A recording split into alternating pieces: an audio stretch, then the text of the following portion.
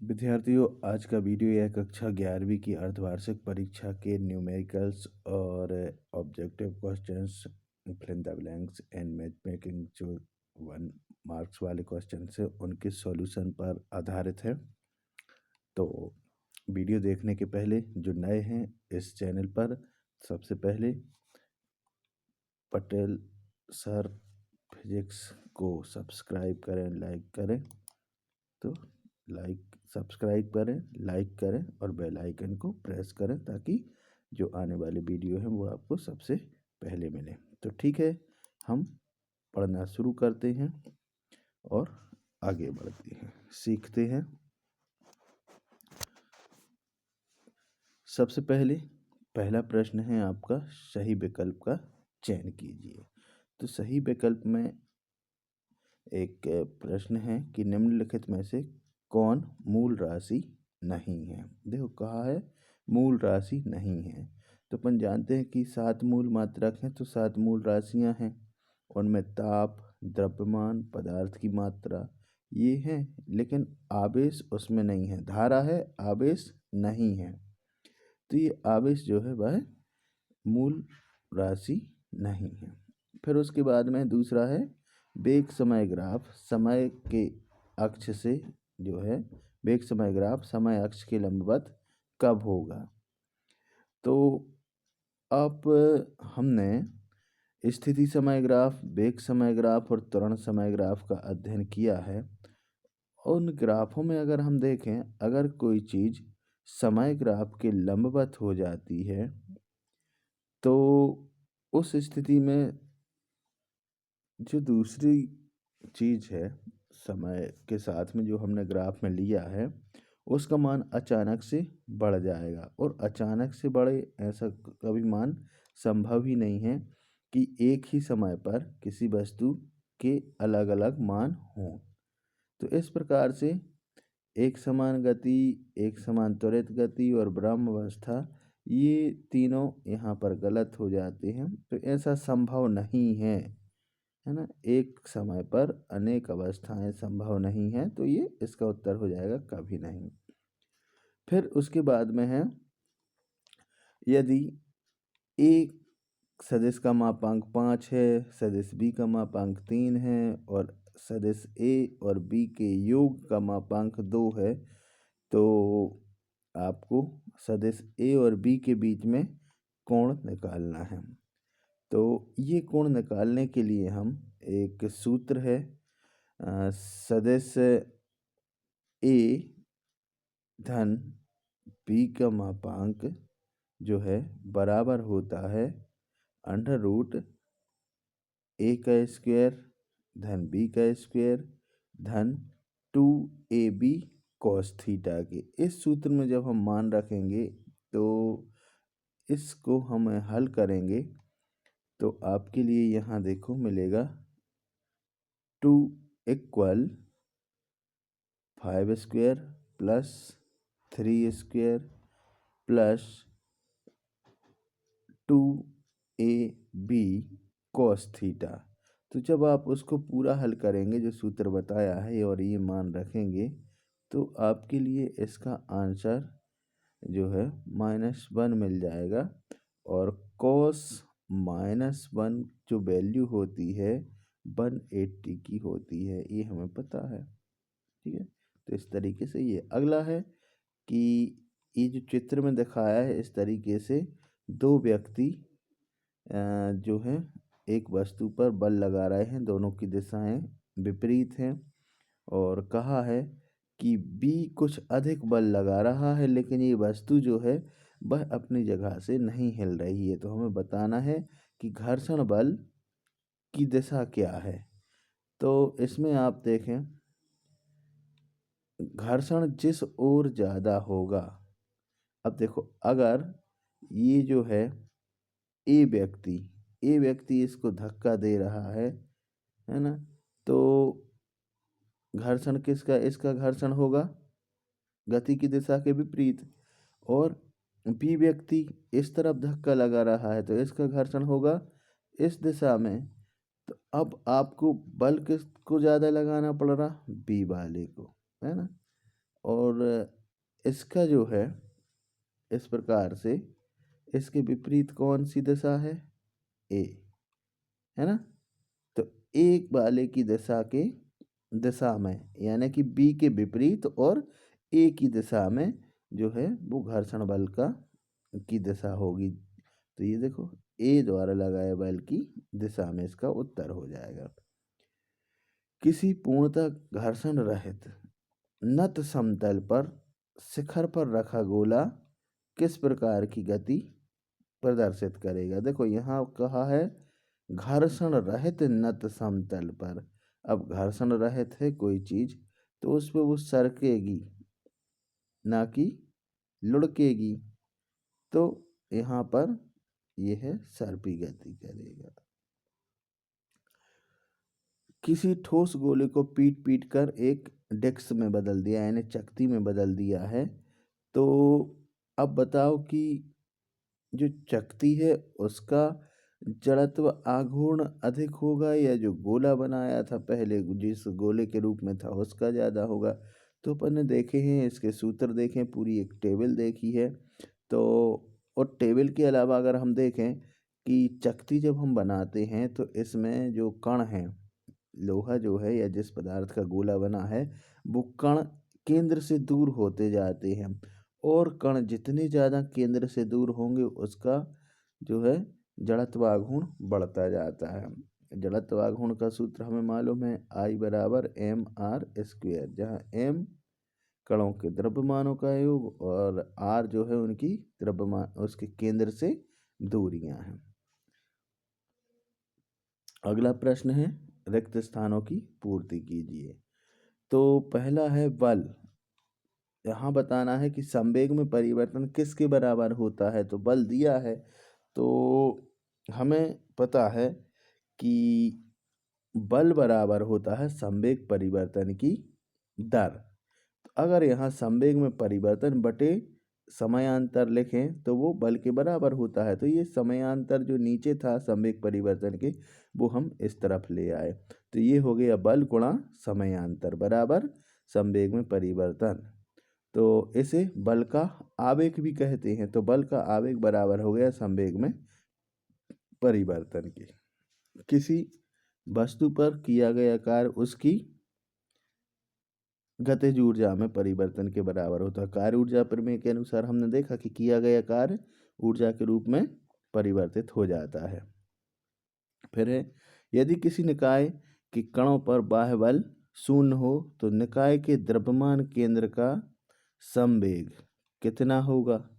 तो क्या कहा है, निकाय के कणों का बाह्य बल। अब बाह्य बल जब लग ही नहीं रहा है तो द्रव्यमान केंद्र का संवेग क्या बदलेगा, नहीं बदलेगा, जो पहले था वही रहेगा। तो ये कांस्टेंट हो जाएगा।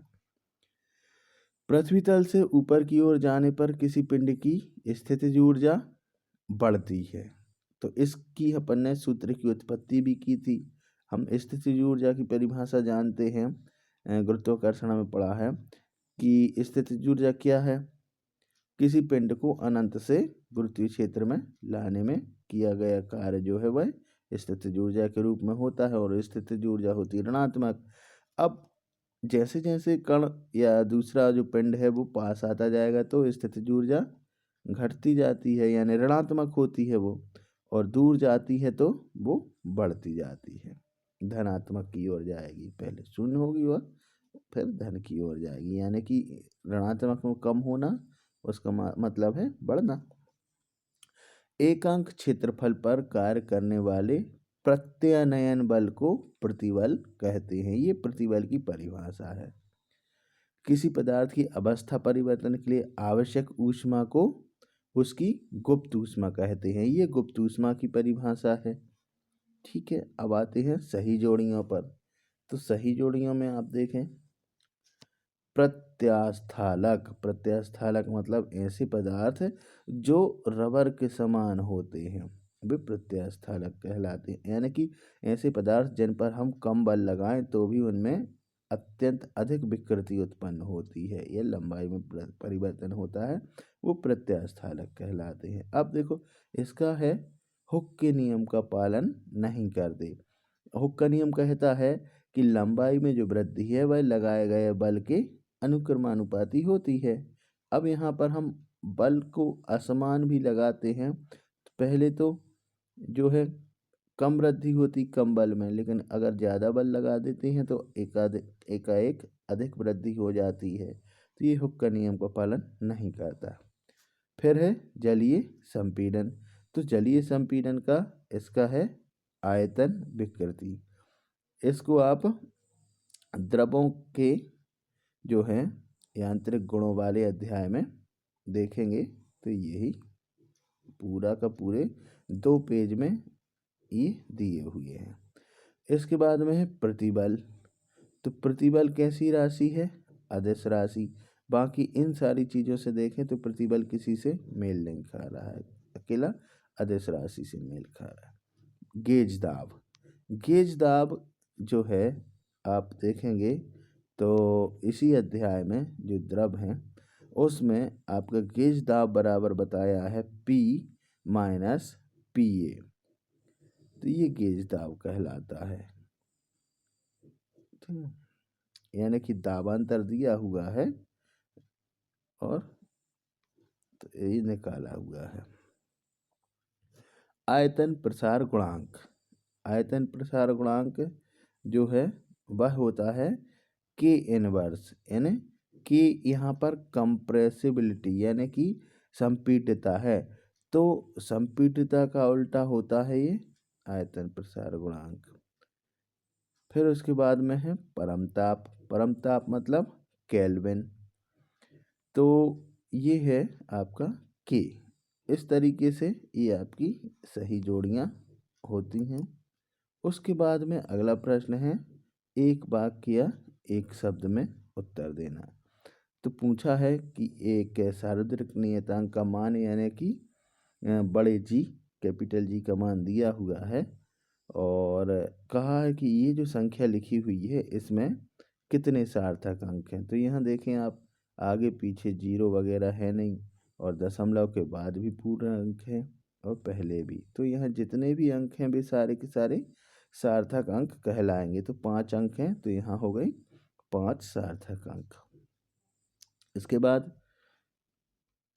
कहा है कि 1 मीटर प्रति सेकंड के प्रारंभिक वेग से, प्रारंभिक वेग मतलब u, 1 मीटर प्रति सेकंड स्क्वायर त्वरण यानी कि a से त्वरित पिंड का t बराबर 1 सेकंड पश्चात वेग, वेग अब यहाँ होगा v, यानी अंतिम वेग कितना होगा। तो यहाँ देखें आप, u है, v है, a है यानी त्वरण है और t है। तो v बराबर u प्लस ए टी पहला ही समीकरण लगा देंगे। अगर हम इसको हल करें तो v का मान पहले कितना है 1 है ना, निकालना है मतलब v का मान। तो v का मान हम निकालेंगे, u का मान 1 और a का मान भी 1 और t का मान भी 1। तो इस समीकरण में हमने रख दिया। तो 1 + 1 = 2। तो अंतिम वेग मिल जाएगा 2 मीटर प्रति सेकंड। अगला है, यदि कोई मशीन 30 मिनट में कितने सेकंड होंगे, मल्टीप्लाई बाई 60 कर देंगे तो 6 × 18, 1800 सेकंड यहाँ पे आपको मिल जाएंगे। में 3.6 × 10⁵ जूल कार्य करता है। तो इसकी शक्ति कितनी होगी? तो शक्ति की परिभाषा हमें पता है कि कार्य करने की दर को शक्ति कहते हैं। तो P बराबर W/T। तो ये W का मान 3 जो दिया हुआ है वो रख दिया और T का मान 30 × 60 यानी सेकंड में बदल देंगे इसको हम T को। तो ये हो गया आपका 1800 और 36। तो ये 800 को हम 1.8 × 10⁻³ लिख सकते हैं और ये 3.6 और 10⁵ लिखा ही हुआ है।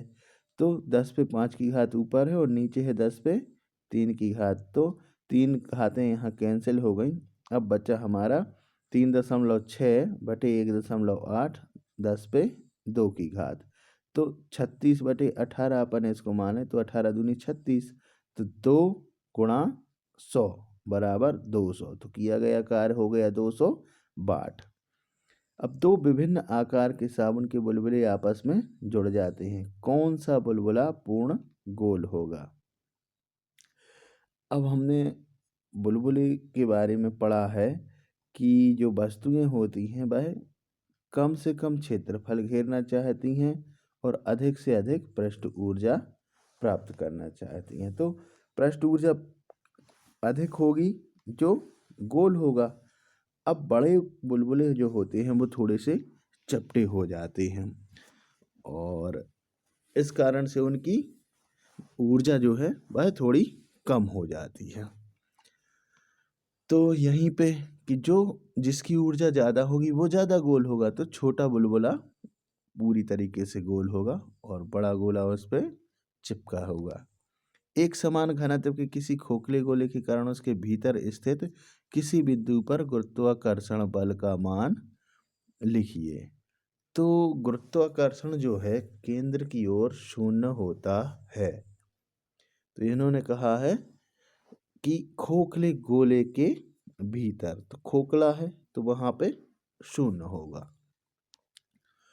फिर अगला प्रश्न है निम्नलिखित कथनों के लिए सत्य और असत्य।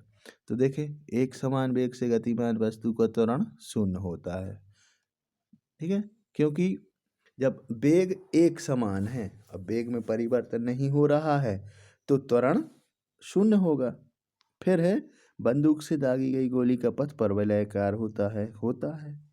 किसी हाथ ठेला गाड़ी को एक समान वेग से गतिमान बनाए रखने के लिए गति की दिशा में नेट बल आवश्यक है। अब कह रहे हैं गाड़ी को एक समान वेग से गतिमान बनाए रखने के लिए नेट बल आवश्यक नहीं है, एक दिशा में ही बल की आवश्यकता है, तो ये गलत हो गया। यदि किसी संघट्ट के पूर्व और पश्चात संवेग संरक्षित रहते हैं, है ना, तो यह प्रत्यास्थ संघट्ट होगा। अब देखो, हमने परिभाषा पढ़ी प्रत्यास्थ संघट्ट की कि अगर उनकी संघट्ट के पूर्व तथा पश्चात में संवेग और गतिज ऊर्जा दोनों संरक्षित रहते हैं तो वह प्रत्यास्थ संघट्ट कहलाते हैं। तो यहाँ पे केवल ये कह रहे हैं कि संवेग संरक्षित हैं, तो फिर ये यहाँ पर गलत हो जाता है कि वो संघट्ट प्रत्यास्थ हैं। पृथ्वी तल से गहराई पर जाने पर गुरुत्वीय त्वरण का मान कम हो जाता है, होता है। हमने दोनों ही डेरिवेशनों की उत्पत्ति करी है, चाहे हम पृथ्वी की सतह से ऊपर जाएं या गहराई की ओर जाएं, दोनों ही अवस्था में जी के मान में कमी होती है। चलिए अगला है, ये न्यूमेरिकल प्रश्न है। तो न्यूमेरिकल प्रश्न जो है एक आपसे 2 नंबर में पूछा है कि एक जो वस्तु है उसका द्रव्यमान 10 किलोग्राम है, उस पर 20 न्यूटन का बल लगाया जाता है, तो और जो डेल्टा टी है यानी समयांतर है वह 2.5 सेकंड है। अब आपको संवेग में परिवर्तन ज्ञात करना है। तो संवेग में परिवर्तन हम पहले ही अभी देखा था कि संवेग में परिवर्तन बराबर बल का आवेग। तो यहाँ देखें, संवेग में परिवर्तन को हम डेल्टा पी से प्रदर्शित करेंगे और डेल्टा पी बराबर हो जाएगा बल गुणा समयांतर। तो बल है 20 न्यूटन और समयांतर है 2.5 सेकंड। तो 20 का गुणा जब 2.5 में करेंगे तो 50 आ जाएंगे न्यूटन सेकंड, ये इसका मात्रक हो जाएगा बल का। ठीक, फिर अगला एक प्रश्न पूछा है कि पृथ्वी की कितनी गहराई पर जो जी का मान है वह आधा हो जाएगा या 9.8 मीटर प्रति सेकंड वर्ग से 4.9 मीटर प्रति सेकंड वर्ग हो जाएगा। तो अब हमें वह गहराई ज्ञात करनी है। हमें पता है कि पृथ्वी की त्रिज्या 6400 किलोमीटर होती है। तो और एक जी का संबंध भी निकाला था हमने, है ना, गहराई पे।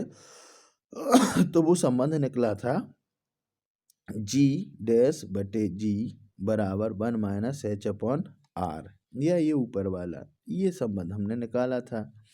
तो इसमें आप देखें जी डैश का मान 4.9 और जी का मान 9.8 है, ये यहाँ रखे तो इनको आपस में काट दिया, 1/2 हमें प्राप्त हो जाएगा। और बराबर में था 1 माइनस एच अपॉन आर, पक्षांतर कर देंगे, एच अपॉन आर को हम लेफ्ट साइड ले आए और यहाँ 1/2 निकला था उसको राइट साइड ले आए, तो एक में से आधा घटाया, आधा बचा, एच बटे आर बराबर 1/2।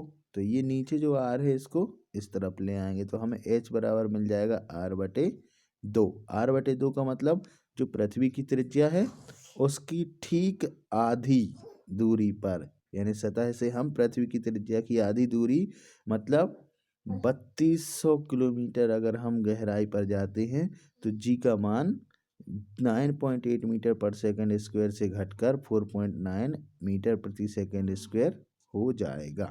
चलिए, इसी में अथवा में प्रश्न कहा है कि किसी ग्रह के 2 उपग्रह हैं और दोनों उपग्रहों के आवर्त का जो है त्रिज्याएं हैं, यानी कि जो ग्रह है उससे दूरी वह 1:4 है। तो आपके आवर्त कालों का अनुपात निकालना है। तो हमने केपलर के तीसरे नियम को देखा कि आवर्त काल का वर्ग उसकी जो है अर्ध दीर्घ अक्ष के घन के अनुक्रमानुपात की होती है, उसी का उपयोग करेंगे। तो उससे हमें T1 का स्क्वायर बटे T2 का स्क्वायर बराबर R1 का स्क्वायर क्यूब, सॉरी स्क्वायर नहीं क्यूब बटे R2 का क्यूब मिल जाएगा। ये हम यहाँ पर समीकरण का उपयोग करेंगे। अब यहाँ पे देखो T1 स्क्वायर बटे T2 स्क्वायर के बराबर में हम इसको लेके चल रहे हैं, तो R1 और R2 के हमने यहाँ मान रख दिए। R1 का मान है 1 और R2 का है 4 और इनका घन करेंगे। 1 का घन 1 ही होगा और 4 का घन हो जाएगा 64। अब यहाँ इस तरफ देखें वर्ग लगा है, ये वर्ग दूसरी तरफ आके वर्गमूल बन जाएगा। तो 1 का वर्गमूल 1 ही रहेगा और 64 का वर्गमूल आपका 8 निकल आएगा। तो इस तरीके से दोनों ही जो उपग्रह हैं उनके आवर्त कालों का अनुपात 1:8 हमें प्राप्त हो जाएगा। T1 अनुपात T2 बराबर 1:8। अगला प्रश्न है, उसमें पूछा है कि कहा गया है कि 80 मीटर जो है ऊंचाई से किसी पिंड को नीचे की ओर फेंका जाता है और तो हमें वह कितने समय में नीचे आ जाएगा और उसका जो है प्रारंभिक वेग, इसकी हमें गणना करनी है और जी का मान 10 मीटर प्रति सेकंड स्क्वायर दिया हुआ है। तो हम इसमें गति का प्रथम समीकरण लगा देते हैं, है ना। तो इससे देखें v बराबर u प्लस जी टी, अब एक की जगह g। अब देखें यहाँ हमें प्रारंभिक वेग नहीं दिया, वो ज्ञात करना है, तो इस समीकरण का हम उपयोग अभी नहीं कर पा रहे, तो इसको हम रख लेते। लेकिन अब वस्तु जब ऊपर से गिरना प्रारंभ करेगी तो उसका प्रारंभिक वेग होगा 0।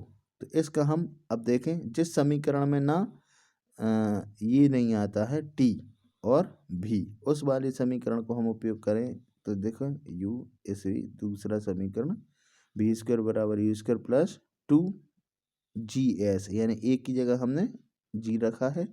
तो v स्क्वायर ज्ञात करना है, प्रारंभिक वेग 0 है, 2 और g मतलब 10 और दूरी है 80। तो ये इसको जब हमने गुणा किया तो v स्क्वायर का मान मिल गया 1600 और 1600 का वर्गमूल होता है 40। तो इस प्रकार से हमें जो है प्रारंभिक वेग मिल गया 40 मीटर प्रति सेकंड। अब हम ये जो v का मान समीकरण 1 में अगर रख दें हम, जो गति का प्रथम समीकरण होता है, तो उससे हमें कितना समय लगेगा ज़मीन तक पहुंचने में वो भी ज्ञात हो जाएगा। तो इस समीकरण से हमें मिल गया v माइनस यू बराबर जो है टी है बटे में इस तरफ ए है, तो यहाँ पे हमने ये मान रख दिए। तो v का मान 40 है, प्रारंभिक वेग 0 था और g का मान यानी a का मान 10 है। तो ये 4 सेकंड यानी 4 सेकंड में जो वस्तु है वह 80 मीटर की दूरी तय कर लेगी। इसी के अथवा में सवाल दिया हुआ है कि किसी वस्तु को 80 मीटर ऊपर फेंकने पर वह जो है किस वेग से हम फेंक रहे हैं उसको फेंकना पड़ेगा ताकि वह 80 मीटर ऊपर तक चली जाए। तो किसी वस्तु को जब हम फेंक रहे हैं तो उसका जो है अंतिम वेग 80 मीटर पे जाके तो शून्य हो जाएगा, तो भी शून्य। और अब हमें यू का मान ज्ञात करना, तो यही समीकरण b बराबर u प्लस ए टी ये लगा दें। g का मान दिया हुआ है तो v का वर्ग बराबर u का वर्ग धन 2g देख लें। अब यहाँ g का मान जो है वह विपरीत दिशा में है तो यहाँ मंदन होगा, तो इसके लिए हम -10 लेके चल रहे हैं। तो u का पक्षांतर किया और ये था आपका -1600, माइनस का था, पक्षांतर कर दिया, दूसरी तरफ गया तो प्लस का हो गया। और ये 1600 का जो वर्गमूल होता है वो होता है 40। तो इस प्रकार से हमें 40 मीटर प्रति सेकंड के वेग से हमें उसको फेंकना होगा प्रारंभिक वेग से, तब जाकर वह 80 मीटर ऊपर तक पहुंचेगी। ठीक है। और फिर एक जो लास्ट में प्रश्न पूछे हुए हैं वो है क्रिकेट खिलाड़ी के लिए पूछे हैं कि एक ये है क्रिकेट खिलाड़ी जो है वह गेंद को जब खेल रहा है फेंक रहा है तो उसमें 2 सवाल पूछे हैं अथवा में। एक में बताया है कि जब वो प्लेयर है बैट्समैन है वह खेल रहा है तो गेंद जो है बैट से लगने के समय उसमें वह कितने कोण पर जा रही है और साथ में ही वह कितनी ऊंचाई तक जाएगी, तो ये निकालना है। और एक प्रश्न में पूछा है वहाँ पे दिया हुआ है कि अधिकतम ऊंचाई 25 मीटर है। ये देखो अधिकतम ऊंचाई 25 मीटर और अधिकतम दूरी यानी रेंज जो है वो 100 मीटर तक गेंद जा रही है। और तो हमें यहाँ पर जो ऊर्ध्वाधर वेग है और क्षैतिज वेग वो आपको कैलकुलेट करने हैं, साथ में कोण निकालना है। तो इसके लिए आपको r बराबर यू स्क्वायर साइन 2 थीटा बटे जी ये रेंज का समीकरण है, इसका उपयोग करना है। और साथ में ही मैक्सिमम जो है हाइट के लिए सूत्र है h maximum you square upon 2g, इस सूत्र का उपयोग करना है और दोनों ही सवालों को आपको हल करना है। तो इन सूत्रों के उपयोग से आप दोनों को ही हल कर लेंगे। तो थोड़ा सा यहाँ पे हम आपको हिंट दे देता हूँ कि जब आर मैक्सिमम होगी मतलब रेंज अधिकतम रेंज होती है तो आर मैक्सिमम के लिए साइन 2 थीटा का मान 1 होता है। साइन 2 थीटा का मान जब 1 होगा तो यहाँ से देखें आप 1, और साइन 1 कब होता है जब साइन 90 डिग्री होता है, तब 90 डिग्री साइन का मान होता है 1। तो इस तरीके से 2 थीटा है तो 90 इक्वल टू थीटा, तो थीटा इक्वल टू 90/2 यानी थीटा बराबर मिल जाएगा आपको 45। तो जब थीटा 45 होगा तो यहाँ पर अभी ये वैल्यू आप रख देंगे इस समीकरण में, तो साइन 90 यानी 1। तो ये जो r equal u square upon g के रूप में ये समीकरण बदल जाएगा। ठीक है, तो अब r का मान दिया है 100 रख दिया, तो यू स्क्वायर बटे जी साइन 2 थीटा तो बन गया 1। तो ये यहाँ पे 100 इक्वल यू स्क्वायर अपॉन जी मिल जाएगा। और जो आपने समीकरण निकाला था ना एच मैक्स बराबर यू स्क्वायर बटे 2g, तो यहाँ पे 1/2 है, यू स्क्वायर बटे जी का मान यहाँ है। तो इस तरीके से आपने निकाल लिया कि जो खिलाड़ी है वह जो 100 मीटर तक क्षैतिज में फेंक पा रहा है वह उसी गेंद को 50 मीटर तक फेंक पाएगा वर्टिकली। तो इस वाले सवाल को आप हल करें इन दोनों सूत्रों से। और तो आपने वीडियो देखा, देखने के लिए बहुत बहुत धन्यवाद। और नए वीडियो देखने के लिए आप बने रहें देवेंद्र पटेल सर फिजिक्स पर, और पढ़ते रहें, सीखते रहें कुछ नया। लेकिन उसके लिए ज़रूरी है आपको इस बेल आइकन को दबाना, सब्सक्राइब करना और लाइक करना। जितना आप शेयर करेंगे उतनी ही आपके लिए जल्दी नए वीडियो मिलते जाएंगे। मैं जितनी आप मेहनत करेंगे शेयर करने में, उतनी ही मेरी तरफ से मेहनत होगी नए वीडियो बनाने में। क्योंकि आप जानते हैं कि सीखना है तो सीखने के लिए कुछ नया करना पड़ता है और ज़्यादा समय देना पड़ता है। जितना हम समय देंगे उतना ही हम कुछ कर पाते हैं। तो धन्यवाद, एक बार फिर से मिलेंगे एक नए वीडियो के साथ।